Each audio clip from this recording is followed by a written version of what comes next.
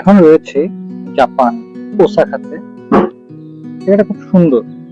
Japan basically খুব গুছানো একটা দেশ, ক্লিন, সব থেকে ক্লিন, কোনো ময়লা নেই।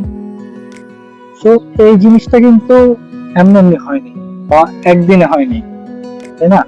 যেমন দেখতে পাচ্ছেন রাস্তায় কোনো ময়লা নেই। এখন এই জিনিসটা কি শুধু গভর্নমেন্টের দায়িত্ব?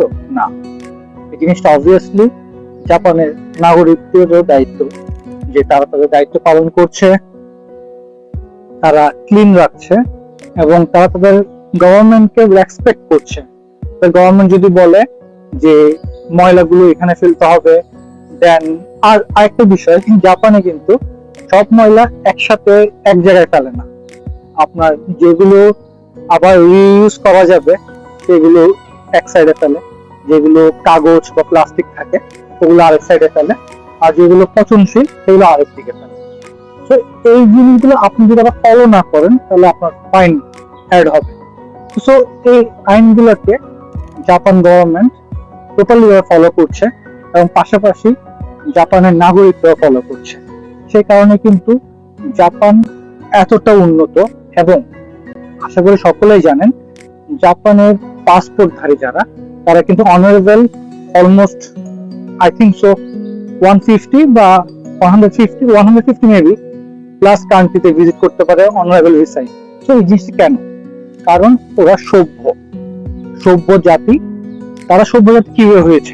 প্রথমে তারা নিজেদের দেশকে পরিবর্তন করেছে এবং বিশ্বের দরবারে নিজেদের দেশকে রিপ্রেজেন্ট করেছে যে আমরা সভ্য এবং আমরা আমাদের দেশকে পরিবর্তন করেছি। আমরা তোমাদের দেশে গেলে তোমার দেশকে আমরা পরিবর্তন করার জন্য সহযোগিতা করতে পারবো।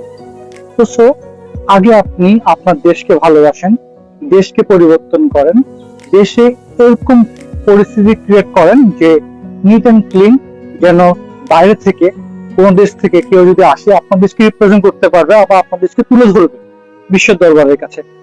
তো আমি বাংলাদেশ থেকে জাপানে এসে এই জিনিসগুলো রিপ্রেজেন্ট করছি না, এই জিনিসগুলো তুলে ধরছি যে জাপান অনেক ক্লিন, সেফটি সবকিছু।